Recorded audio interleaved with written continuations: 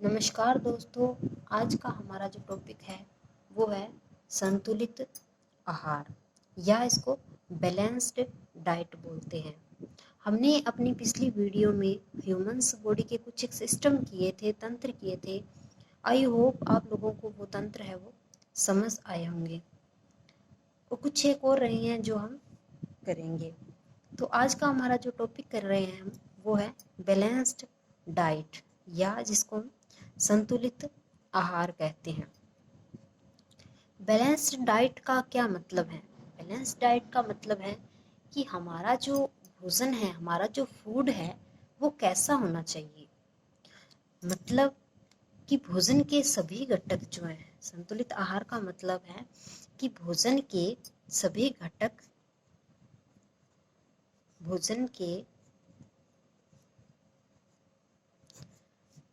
घटक जो क्या निश्चित आवश्यक मात्रा में होने चाहिए। मतलब कि सभी जो आवश्यक पोषक तत्व एक संतुलित या निश्चित मात्रा में प्रेजेंट होंगे।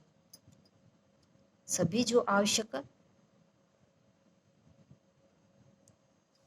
घटक या हम इसको क्या कह सकते हैं, सभी जो पोषक तत्व हैं वो क्या है, एक संतुलित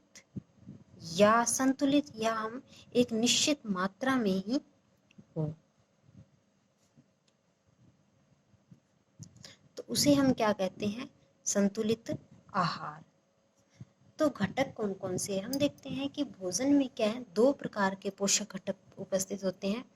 भोजन में, फूड में कितने होते हैं, दो प्रकार के घटक प्रेजेंट होते हैं जिसको हम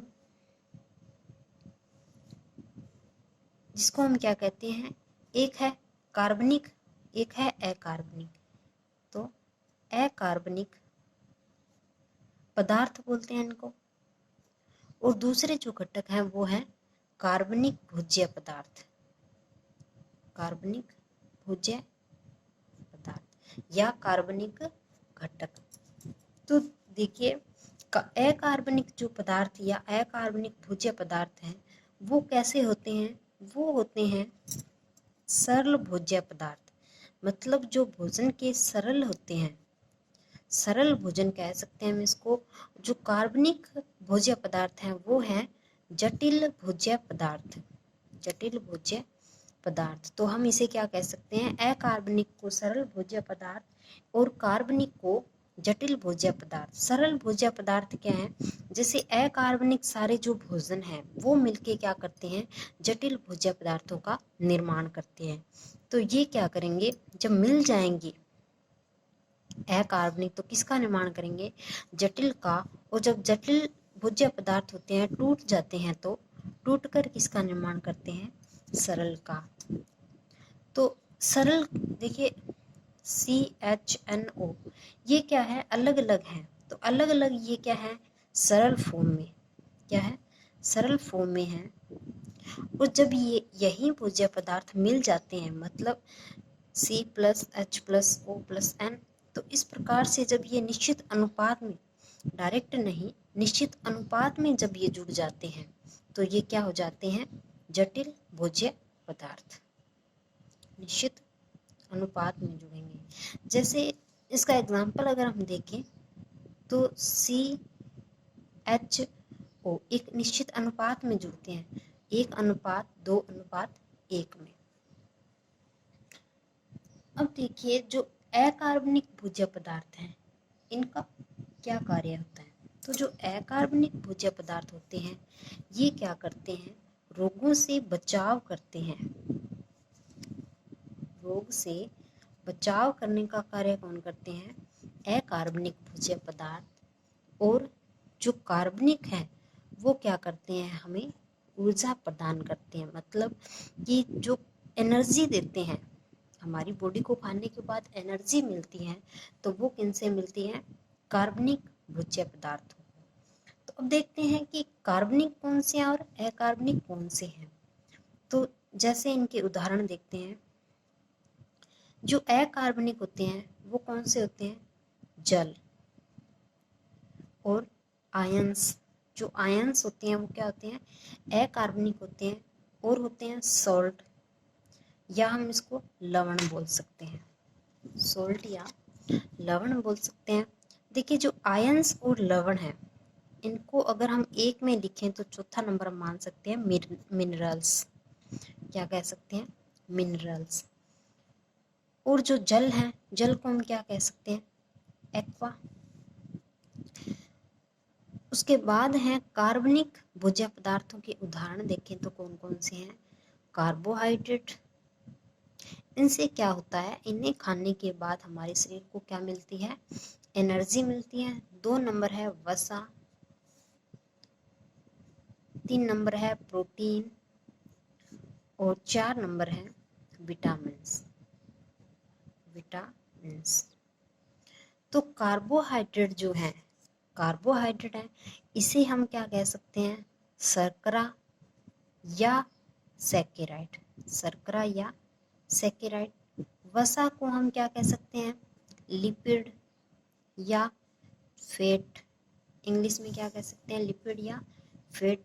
और जो प्रोटीन है इसको पॉलीसैकेराइड, पॉलीसैकेराइड या पीपीई। और उसके बाद है विटामिन्स। तो जो कार्बनिक भोज्य पदार्थ होते हैं वो कैसे होते हैं? जटिल। और जो अकार्बनिक वो कैसे हैं? सरल। मतलब ये देखिए, जो कार्बन हाइड्रोजन नाइट्रोजन ऑक्सीजन और सल्फर है, ये कौन सी फॉर्म में है? तो सरल फॉर्म में है। मतलब क्या है कि ये इस प्रकार से टूटे हुए अलग अलग पड़े हैं। जब ये जुड़ जाते हैं तो एक जटिल स्ट्रक्चर बना देते हैं। जो जुड़ते हैं तो कैसे जुड़ते हैं? ये एक निश्चित अनुपात में ही जुड़ेंगे, निश्चित अनुपात में ही जुड़ेंगे। तो संतुलित आहार हमने देखा कि संतुलित आहार का मतलब है कि हमारा भोजन है वो कैसा होना चाहिए। मतलब कि एक निश्चित अनुपात में या निश्चित मात्रा में सारे जो पोषक तत्व हैं वो हमें, हमारी जो प्लेट होती है, हमारी जो थाली होती है, उसमें हमें इस प्रकार का भोजन लेना चाहिए कि हमें हर प्रकार की एनर्जी है वो निश्चित मात्रा में ही मिले। उसके बाद हम करते हैं अकार्बनिक भोज्य पदार्थ। तो पहला हमारा जो पॉइंट आता है वो है अकार्बनिक भोज्य पदार्थ।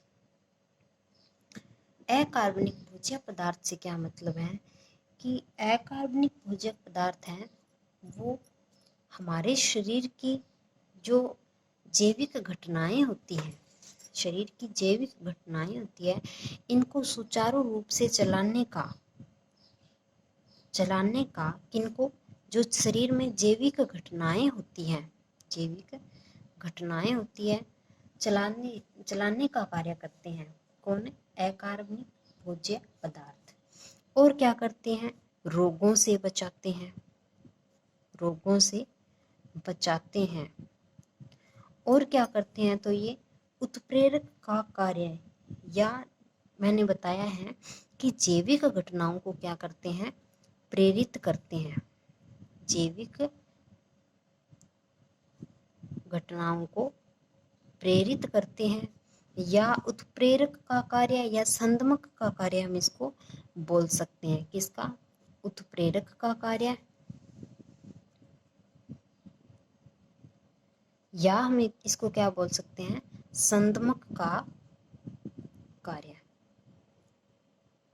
और क्या करते हैं? तो और ये देखिए पीएच को क्या करते हैं? मेंटेन करते हैं। पीएच को मेंटेन करते हैं। तो इसके बाद है कि जो अकार्बनिक भोज्य पदार्थ हैं, इसमें जो पहला जो इसका एग्जाम्पल आता है, कौन सा है? जल या वाटर। तो वाटर को हम अगर साइंस की भाषा में, जैसे कोई एग्जाम में एक्वा वर्ड दे दिया जाए, तो एक्वा किसे कहते हैं? तो जल को ही क्या कहते हैं? एक्वा। तो एक्वा के बारे में हम कुछ एक इम्पोर्टेंट बातें करते हैं कि जो एक्वा है वो क्या है, प्रकृति का सर्वोत्तम विलायक। सर्वोत्तम विलायक मतलब प्रकृति का सर्वोत्तम विलायक मतलब क्या है कि इसमें क्या है, हम पानी के अंदर सभी चीजें क्या है घोल के लेते हैं। सर्वोत्तम विलायक है प्रकृति का। उसके बाद है जो जल है, जल में जब विद्युत अपघटन होता है तो विद्युत अपघटन होने पर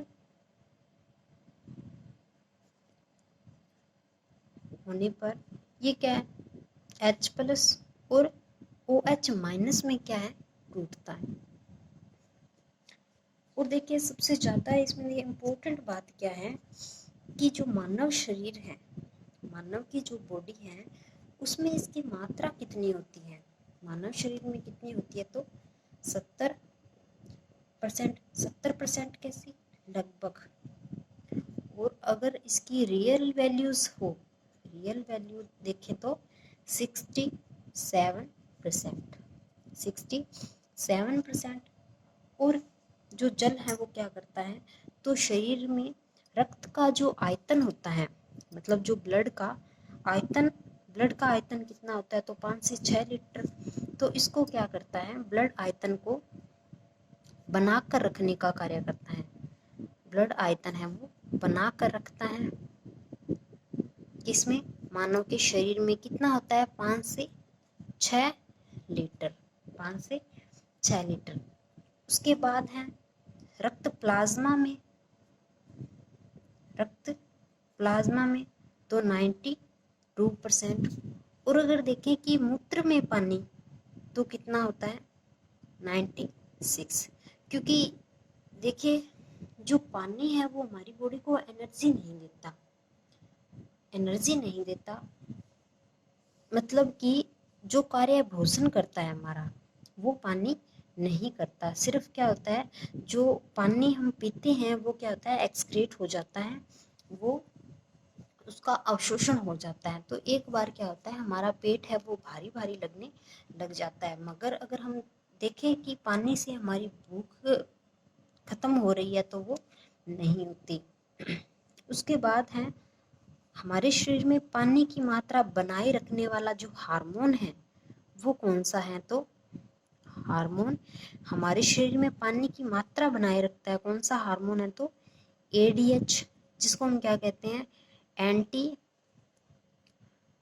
डायोमेटिक हार्मोन, एंटी डायोमेटिक हार्मोन। और अगर देखें कि हमारे शरीर में जो आयंस कौन से हैं, पानी की मात्रा बनाए रखने वाले आयंस कौन से हैं, तो सोडियम, कौन से हैं, Na+, या हम इसको क्या कहते हैं, सोडियम। और हमारे शरीर में ये एक ही क्वेश्चन है तीनों कि हमारे शरीर में जो मस्तिष्क का भाग होता है वो पानी की मात्रा क्या होता है, बनाए रखता है। मतलब हमारे जो सिर में क्या है, जो हाइपोथैलेमस है, हाइपो जो थैलेमस है वो क्या करता है, पानी की मात्रा बनाए रखने वाला मस्तिष्क का जो भाग होता है। उसके बाद देखें तो धरातल पर, मतलब पृथ्वी पर, अर्थ पर जो पानी की मात्रा है वो कितनी है, तो 72%। और इसमें से पृथ्वी पर 72 है, जिसमें से क्या है, पीने योग्य पानी सिर्फ कितना है, तो 2%। पीने योग्य पानी कितना है, 2%। उसके बाद है जो पृथ्वी पर पानी है वो 72% है और पीने योग्य उसमें से कितना है, तो 2%। तो देखिए जो समुद्री पानी होता है, समुद्री पानी हम इसको लवणीय पानी कह सकते हैं, इसे हम क्या करते हैं, पीने योग्य कहते हैं, बनाते हैं। तो जो समुद्री पानी होता है, समुद्री पानी होता है उसको पीने के लिए, या हम इसको लवणीय जल कहते हैं, इसको पीने योग्य बनाने के लिए, पीने योग्य बनाने के लिए कौन सी विधि उपयोग में ली जाती है, तो परासरण। कौन सी विधि, परासरण या रिवर्स प्राशन मतलब विपरीत प्रासरण विधि बोल सकते हैं हम इसको, विपरीत प्रासरण। प्राशन का मतलब होता है ज्यादा पानी से कम पानी की ओर अर्धमार्ग में झिल्ली द्वारा जो लाया जाता है। मतलब समुद्र में अधिक पानी होता है, उसके बीच क्या एक झिल्ली होती है जिसके अंदर से इसको गुजार के कम पानी मतलब साफ पानी को अलग कर लिया जाता है। उसके बाद है पानी। उदासीन कौन सा है? पानी है वो उदासीन कौन कौन सा है? तो उदासीन पानी जो होता है वो होता है एक तो दूसरी वर्षा का जल। दूसरी वर्षा का जल मतलब जैसे कि बारिश का जब मौसम कहते हैं हम जिसे, उस मौसम में क्या होता है कि पहली जो बारिश आती है वो कैसी होती है? अम्लीय होती है, अम्लीय होती है। लेकिन जो दूसरी बार, एक बार बारिश होने के बाद जो दूसरी बार वर्षा आती है तो वो क्या होता है? जल होता है वो उदासीन होता है। तो दूसरी वर्षा का जल जो है वो क्या होता है? उदासीन। उसके बाद जो झरने का जल होता है वो भी कैसा होता है? उदासीन। और जो बहती नदी का जल होता है, बहती नदी का जल होता है वो भी कैसा होता है? उदासीन। ये जो तीनों जल हैं वो कैसे हैं? शुद्ध। तो शुद्ध वाटर है वो जो तीनों हैं, सेकंड वर्षा का जल, झरने का जल और बहती नदी का। अब है इसके बाद आता है कि शरीर में क्या है, हमारी बॉडी के अंदर पानी की कमी हो जाती है। तो पानी की कमी हो जाना मतलब क्या है? इसको क्या कह सकते हैं? बॉडी में, शरीर में पानी की कमी हो जाती है। तो जो शरीर में पानी की कमी को हम क्या कहते हैं? तो डिहाइड्रेशन। क्या कहते हैं? डिहाइड्रेशन। डिहाइड्रेशन देखिए, डी का मतलब होता है टूटना और हाइड्रेशन बाहर। तो शरीर से जो पानी है वो क्या है? बाहर निकल जाता है। शरीर से पानी बाहर निकल जाता है जिसको हम क्या कहते हैं? डिहाइड्रेशन। इसके लिए क्या है? इसके लिए एक उपचार विधि है जिसको हम डिहाइड्रेशन की उपचार विधि है जिसको हम क्या कहते हैं? रिहाइड्रेशन। रिहाइड्रेशन जिसका है री मतलब दोबारा और जो दोबारा वाटर बन जाना। तो इसकी उपचार विधि है वो कौन सी है? रिहाइड्रेशन। और ये रिहाइड्रेशन विधि है, इसका नाम हम क्या कह सकते हैं? तो ORS। ORS का जिसे हम घोल कहते हैं।